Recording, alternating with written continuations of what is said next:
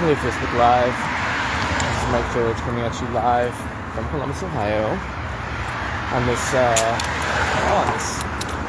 of gloomy, well, I can't say it was all gloomy. It was nice outside for most of the daytime. But I guess as I reported to you last time from the unusually late sunrise owing to this winter solstice, I guess on the other end of that we have the kind of completely early, kind of absurdly early sunset at about, I don't see what time it is now, about 4:30 in the PM Eastern Standard Time here on this grayish and kind of darkish day in Columbus, Ohio on the 23rd. That's Monday the 23rd of December 2024. Today's been a weird day. And I mean, the holidays lately for me have always been kind of down, but like, shit, I always tell myself, damn it, this time is gonna be different. I know better than to, I know what things I have to do, like coping mechanisms and blah blah blah. And I thought I was at least gonna be able to hold a straight face. I'm not crying right now. I don't know. It's so fucking discombobulating, really. And I think, and I guess it just makes me think, like, it feels like a long time since I had a holiday that was actually kind of nice. And it always feels like I'm in this sort of dark place in the last few years. This is fucking aggravating, It's really aggravating because this isn't supposed to be this isn't what it's supposed to be, and it sucks. It really sucks.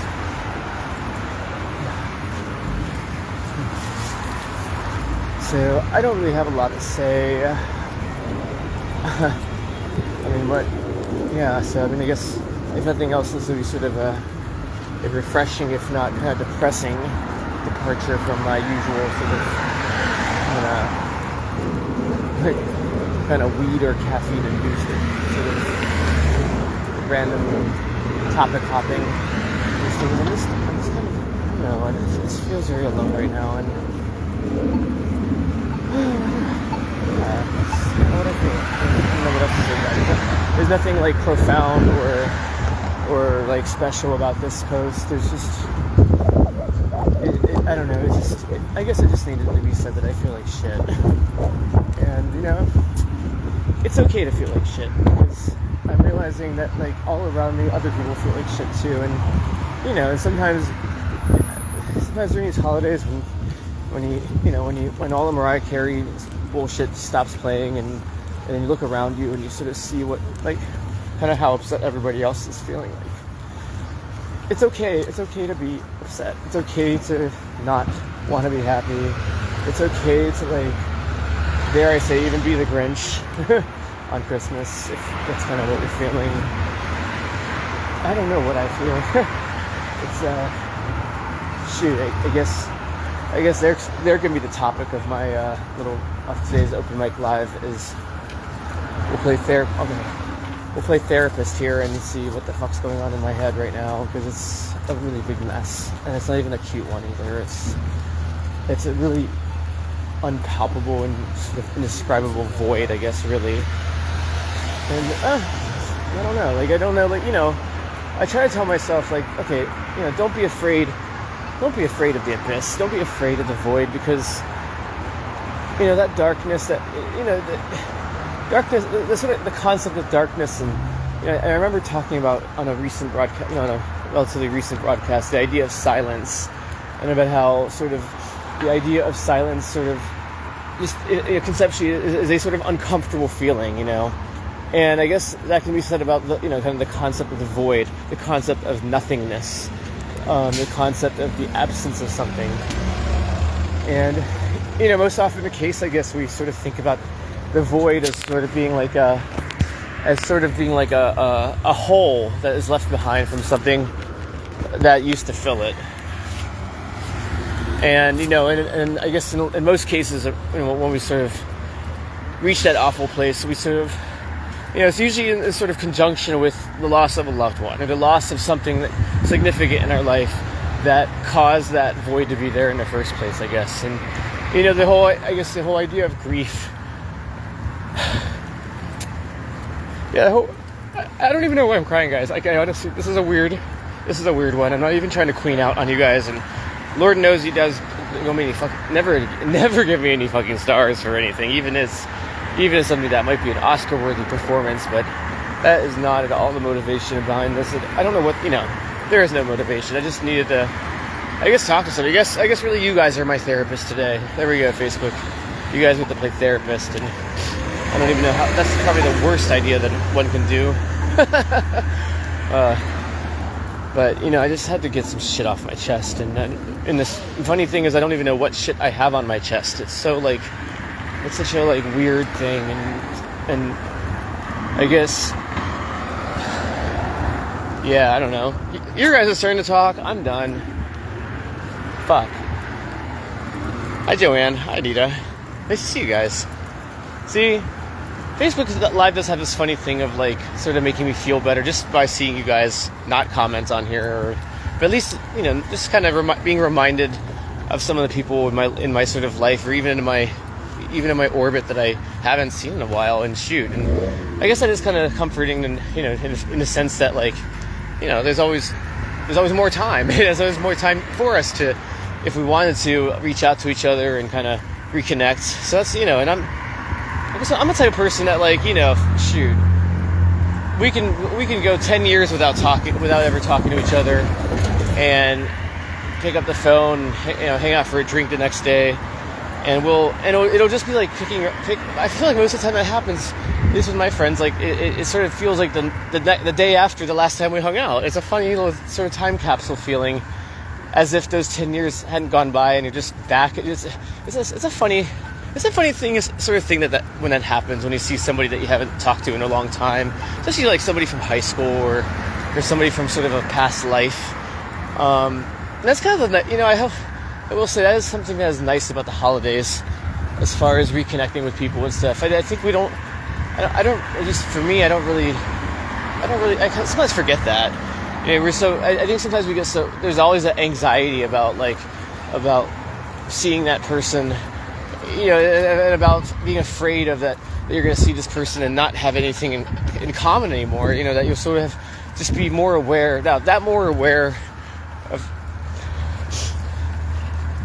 of how far you've drifted away from each other.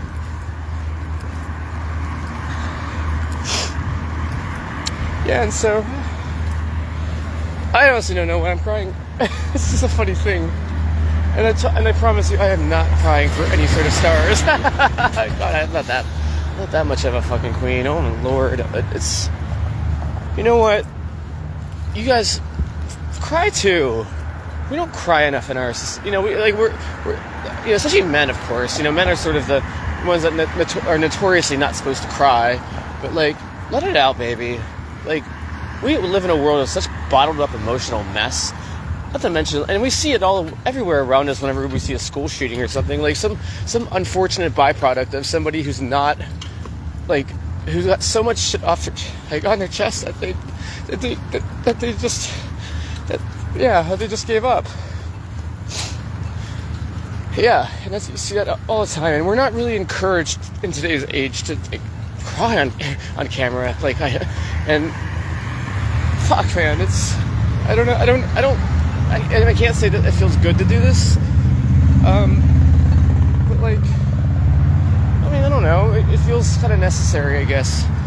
Just it feels kind of necessary to say to some of you guys out there that might also feel alone at Christmas, that you're not. And I think it's really ironic that so many people feel that way, and you would think the logical solution would be to have a big party among the folks that are alone. And somehow help each other get through this whole shit show mess, but that doesn't happen. That's not how it happens.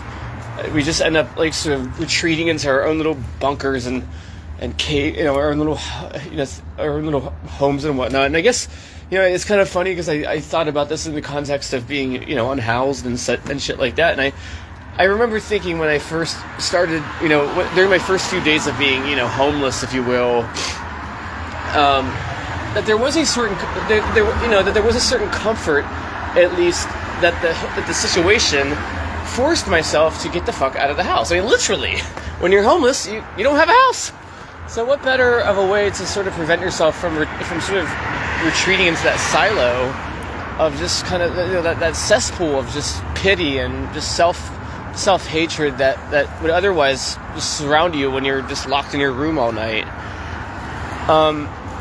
And so, like, I kind of thought, oh, wow, that's sort of, like, a nice thing about being on the streets is that, like, there's always, like, some random thing that will make me sort of smile and, like, I'll be forced out of the stupid shit that I've been, that you sort of, consume yourself with. And I will say that is a nice thing. Shoot, I mean, that's the funny thing about being on the streets. It's like, maybe, and I think that's something more so that speaks to Columbus than it does to just being on the street of any city.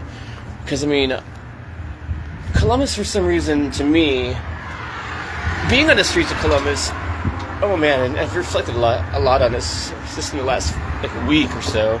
Well, let me get your comments. I'm always bitching about never getting any comments, and I need to take some time to read your guys. Anita Snatch, thank you for. It is really nice to see you, Anita Snatch. Anita Snatch is a Columbusite. Yeah, let's see here. I'm just listening to. Oh, thank you for listening. I'm glad this is like some. It is nice to know that these rants aren't just a waste of time. Like, I know, and I've realized, like, that just because people don't leave comments doesn't mean that they're not engaging with the material. They just maybe, I don't know why I was assuming that I use constantly. I guess it was just sort of a stupid, like, kind of, sort of, almost like an idiosyncrasy. Like, you sort of just. You sort of see the comments as sort of like your only barometer of engagement, when really, I mean, there could be people just kind of digesting the material, and maybe what I have to say is just so profound, like, whoa, just your guys are speaking, who knows? But no, it was just funny because I remember just like hounding you guys for, like, I don't know, I just kind of got into this sort of habit of constantly feeling like I needed that as a feedback mechanism to feel like I was doing a good job. And so, and kind of going back to that concept of the silence and sort of like being comfortable with silence, and being comfortable with sort of the absence, the void, if you will. There's something in that. There's something powerful in that, especially when you sort of consider the noisy world that we live in, and that we live in this world full of distraction and, in ADD land. God damn, if I could have $1 for every person who self-diagnoses themselves with ADD these days, my goodness. But then when you really sort of like step back from a bit, and you look at like just everybody on their phones, for instance, myself included. But like, it's not hard to imagine. Like, it's not hard to imagine why. I mean, we live in a world of shiny objects and outrage. Sort of outrage peddling.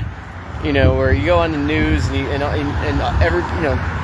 lo and behold, there's just a new dumpster fire for everybody to sit and look at and just laugh, cry, or both.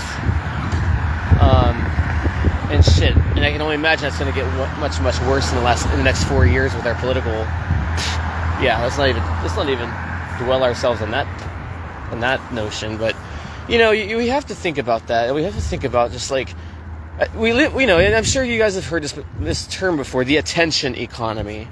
All right, it's all about the attention economy, and it's all about that girl in the back of her class that always has to be right, and she always has to be the one that is different than what. And I've been that bitch before, I say that because I am that person, that contrarian who finds something wrong just to say that she found something wrong. Not because she actually has conviction or belief in that particular flaw or thing that she points out, and so what you see is now, and that's kind of why we fail as a country to agree on anything anymore, like, even on some of the most like basic fundamental things, like, I always think back to that like one story where President Biden got that one WNBA basketball player out of Russian captivity. And I kept thinking to myself, my God, they are going to come up with another side for the story. Like, not every story has two sides, let's not fool ourselves into thinking that there's a left and a right or a blue and a red story for everything. Like, the idea that's a completely arbitrary thing, and like, just the whole exercise of having to like come up with like a right-wing version of a story is just, when you think about it, it's kind of absurd, and it kind of makes me feel completely sorry for the poor bastard in the Fox News like desk that has to sit there and write the bullshit that Fox News is going to like spout about some like what would otherwise be like a universally good story. Like, I swear to God, we would have like the coming down of Jesus Christ. Like, we would have literally like, we would have Oprah as president and Jesus Christ coming down from the sky, and the world is erupting in jubilation. And there will still be, I bet you there will, you'll go on Fox News and find like, oh, well, so, it was paid for by Obama's back taxes. That was, that will make up some scandal for anything. Like, that's the, like, you have to really zoom out of this, guys. And it's only going to get worse. It's only going to get worse. Like, people just finding shit to bitch about. And like, going so far as to like just craft an entire alternate narrative to it. You see it everywhere. Where you see that everything's talked about with respect to two sides. It's like, it's absurd. And like, I mean, shoot, we're getting into that season now with Christmas and everything, where we're all going to be getting together and getting trashed and talking about politics and talking about these types of things. And you already know you're going to find a second story a second side to every fucking story. I kind of want to play, like, I kind of want to make up a game, like an activity, like we'll do a class activity where we share perhaps like the most absurd, like, second side story to what we find like out there. Because like, what we don't do enough of, we don't laugh about absurd. We don't sort of like get together anymore and laugh about stupid shit anymore. Like, I remember George Carlin. I always think of George Carlin. He's my favorite. But one of my favorite little bits he used to do was he would just sort of revel at all those stupid random things like that we otherwise don't pay attention to. Like but things that we all share. Things that have all happened to us. Like, like when you start to fart and like a little bit comes out and you sort of manage to catch it just in time to not completely shit your pants. Like that moment, like right there. That's a moment that we don't celebrate enough. What others? Well, shoot. That kind of reminds me of, oh my gosh, this is kind of making me nostalgic. I had an icebreaker activity when I was in our this is back in Wright State in the honors dorm that I was the president over the council for. And my first icebreaker activity was to sort of name the most embarrassing thing that has ever happened to you. And I started off that thread with my own story of shitting myself in the pants. Like, and that story comes back from the first day of class, actually, where like that happened. Like, I don't know what the hell happened, but I shit my pants on the first day of school, and like, and it's the first day of school, so like everybody's like excited to see me, and like they're all coming up to me and hugging me and like trying to say, "Oh my God, I had you," blah blah blah. Like everybody, like that's the worst day to shit your pants. And like, and then like I was on campus, and I had to like go all the way back to the dorms in my like shit ass pants, while everybody's trying to come up to me and hug me and say, "Oh my God, I miss you, I miss you, I miss you," and they're all hugging me like while I have shit dripping down my leg, and I'm just trying my best to like just race, just dash for my fucking dorm to get to the fucking bathroom so I can clean myself off and just that whole mess. And it was like it was kind of, I mean, it was cute. Like, I had to say, it was endearing to like, for some odd reason that particular afternoon, have everybody and their mom want to say hello to me. It was endearing. Yes, it was wonderful, but like not with shit dripping down my leg, please. So like, anyway, I shared that story, and it was just kind of funny because like the whole exercise was supposed to be about like just in general, name your most embarrassing moment. And then, sure enough, it like started this whole like train of shit stories. Oh, like I shit you not. Well, no pun intended. Oh my God! But like it did start sort of like this wave of people. Of course, like everybody chose to focus on that singular sort of topic of times in which they shit themselves, and I just thought, man, I guess this is something that we don't, this is obviously a topic that was sort of ripe for conversation if everybody wanted to talk about their own shit story. So like, I guess there's an example of something, like, we talk about some of these bottled up emotions and bottled up things that we never get to get off our chest. There's a classic example right there.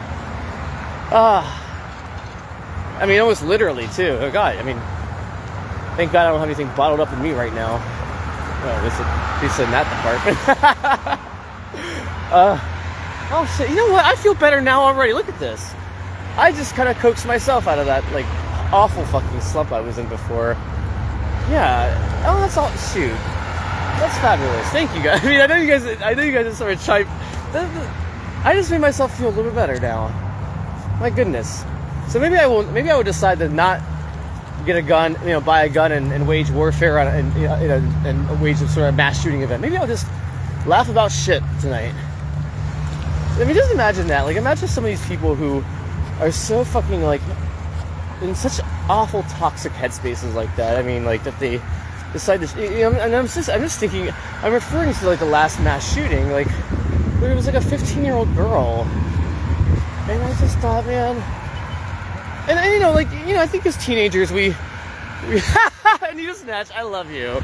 Oh, with P? Oh, you're so lucky it was only with P. Oh my gosh, that's funny. Was it like a... I can only imagine. There has to be a there needs a, I feel like we need to talk offline. Oh, but see, shoot, there we go. See, so there's a... My goodness, I actually do feel good. See, thank God, I was in an awful... And mind you, and listen, that didn't even require any weed. Look at that. I got myself in a good mood without requiring any weed, just by talking shit. How wonderful. The little things that we forget to... The little sort of things about our, rest and relaxation that we forget to pamper ourselves with, I suppose. But, no, anyways, I guess my topic, if you will, a union. Oh gosh, it was probably like that pee was probably like 60% alcohol if it was after drinking those Long Island iced teas at that place, girl. My goodness, I can recall some of those Thursday nights at Union, some of the train wrecks, we'll call it. I always use a train wreck metaphor for a place like, for one of our many fine fake train station homages that we have in a city with no train service, Union Station. I always thought that was kind of funny, like Union Station as sort of the title of a bar that's named loosely after a place that no longer exists in Columbus, a place that was in fact like unlawfully torn down, as a matter of fact. And really, oh, hi, Steve. Speaking of train wrecks at Union. No, I'm just kidding. I'm just messing. Steve has not had the honor of seeing me as a train wreck at Union. I think he have once, maybe a long time ago. But shoot, I do need to. I believe Steve is a regular at the Show Tunes Sundays. I've been meaning to shoot. That's one of those things I've been meaning to do. And I apologize I haven't made it there. But you know what, Steve? I do have a fond memory of that one morning when I had Wanda and I was playing Good Morning Baltimore, and you just happened to just like open your window and see me out there with that fucking thing, twirling it at like 7 a.m. or some hour, and it really felt like I wasn't a musical when that happened. Like it was serendipitous. It was truly serendipitous. And of all the fucking songs that happened on Good Morning Baltimore, and it really, like, I'm just recalling that memory right now of like the window flying open, your face coming down the balcony and seeing. Oh, that was a magical moment, Steve. That was a truly magical moment. Fuck, man. See, we gotta take stock in those random joys, man. Because, I said this kind of thing before, but like, just remember that for every depressing dumpster fire that you see on television that makes the news, there are 99 little joys out there, 99 little just happy moments that are not making the news. And, everybody wants to focus on a dumpster fire, of course, and that's, and what can we say? We have a president, a president who has somehow managed to learn and to sort of master the art of sort of just extracting that. I mean, extracting that outrage and extracting that sort of attention. I mean, you know, we go back to this concept of the attention economy and about how everybody's competing for your attention. Every app out there, every clickbait article, everybody, you know, they're all clamoring for your attention. You know, whether it's something to click on, something to buy, something to vote for, whatever. So your attention is very much in demand. Remember that. And you have to kind of, you know, there's a way to sort of use that, I think. I haven't figured it out myself yet, I don't think. But I think we're starting, I hope that we can start as a society to get a little bit more savvy with determining how we divvy out our attention, knowing that our attention is the most, you know, perhaps one of the most valuable resources out there. You know, they say, you know, data is sort of the next thing. You know, for a while they were talking about data being the next, you know, sort of hot commodity. You know, we don't only live in an oil-based economy. We live in a data-based economy, and the reason for that data-based economy, I believe, is because it's all to feed into that attention-grabbing mechanism. So, if the more data the more data points they have on me, so the belief goes, the more acutely they can, you know, try to get my attention in order to buy some bullshit that they're trying to sell me on some ad that they distract me from Grindr to get to. So, you know, we have to remember that.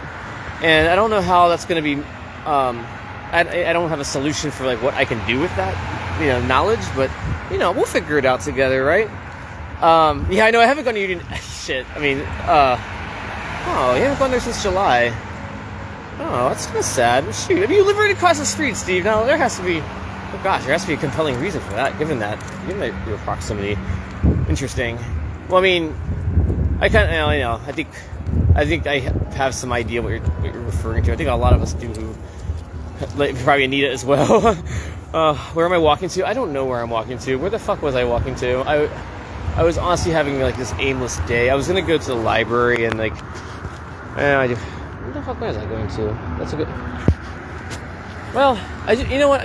I know where I'm going to go. I do need to go home and, like, kind of... I need to eat something. And I have a bunch of food back in my place that I think I'm going to heat up. And the nature about my place, my so-called penthouse, if you will, is that it doesn't have any, like, you know, it's not a real residence. So it doesn't have, like, you know, a kitchen, you know, a microwave or you know, things like that. I need to use them, but I need to go grab some food and use the microwave. There's a couple microwaves on campus, actually, thankfully, but at the libraries, but they're all shit. Everything's closing early today too. No, I do need to go to Walmart, actually, or what? Yeah. So I'm gonna use this opportunity to beg for money a little bit, and I haven't done. And to be fair to me here, I haven't done that in a long time, despite quite frankly the pretty awful financial condition I'm in right now, and whatever, we can go into why and such, and what I should have been doing, and whatever. I do have money coming in. Like, I mean, rest assured, I do have money coming in at the end of the week, thankfully, like a little bit, but I will use this opportunity though to beg you guys for more, especially like if you guys actually like this shit. And I mean, even if, you know, it actually really does make me happy that, like, you guys actually do engage in this material, and that, like, I can, and that, you know, and that really, that shit can be on TV. That makes me feel good without resorting to the cheap tricks of sex and outrage and yada yada, you know? Like, that's kind of, I think that in itself is sort of refreshing, and that's kind of why, like, you know, whether you guys pay me with, you know, good old USD or good old, or just a smile on your face from this bullshit, I'm happy. You know, I feel like I've done my job as a performer, if you will, or just as a spouter of bullshit. No, I mean, it does make me happy. Yeah, I very appreciate you guys watching, and I especially appreciate you guys when you comment and kind of make yourselves known to the world. So thank you, Anita. Thank you, Steve. And send me some money, people. I can't even I don't even have the nonprofit anymore to sort of be able to use the excuse of giving yourselves a tax break for donating to a tax-exempt organization. So I'll just use the old-fashioned trick of telling you what weed I'm going to buy with that money that you donate to me. No, actually, actually, one critical thing I do need to buy, which is the thing I'm going to go to Walmart for, is a laptop charger. I I've had my laptop like sitting there, literally collecting dust because I haven't had a charger for it, and oh my god, it's just, yeah. Anyways, I don't want to go into financial stresses and such, but $20, like, you know, gathering $20 these days has been a cumbersome task, and I've been lucky because at least fortunately I've had, well, anyways, without getting into that topic of my depressing state of finances, yeah, if any of you guys out there, oh god, I hate asking for money too. I'm so fucking bad at that whole shtick, but yeah, shit, yeah. If you guys, I don't know. Now I'm getting back into the fucking depressed mindset that I was using those fart jokes and shark jokes to get myself out of. So if somehow y'all can come up with a shark joke that involves dollar bills being deposited into my account, I think that'll be like, sort of like the paradoxical Schrodinger's cat, you know, the buttered side up cat. You know, the idea that the cats when they, never mind. Anyways, I would appreciate I hate asking for money, but oh, it is definitely one of those times where I really need it. Oof. Anyways, on that note, Facebook Live.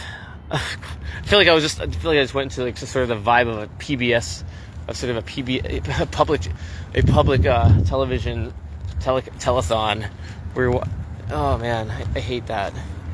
But yeah, no, shit. If you guys can help with that, I would be super appreciative. Oh, and I know it's the holidays. Y'all have already spent your money on legitimate gifts. But hey, think of this as a legitimate gift too. God damn it.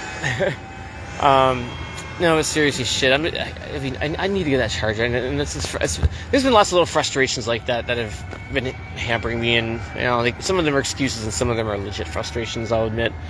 But any little bit helps. I would appreciate it.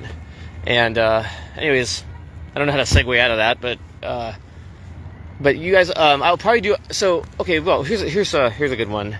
So I was thinking about having an event, you know, sort of this notion of a lot of us feeling alone and estranged from our families, yada yada, on Christmas.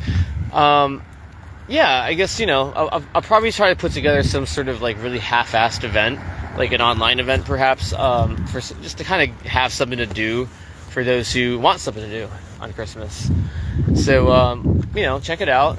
Yeah, but you know, there's like, you know, the rational part of me thinks that like there's no reason why a group of people who all feel alone on Christmas can't get together naturally and not be alone on Christmas. Like, it seems to me like rationally like a self-solving problem.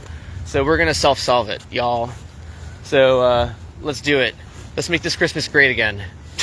All right, coming at you live from Columbus, Ohio. Though this is Mike George. No, Merry Christmas to you guys. Happy Kwanzaa. Happy, you know, just be fucking happy, and remember that, like, you know, in the context of the attention economy, your happiness perhaps is one of the most valuable commodities that's still out there waiting to be drilled. So be happy, goddammit.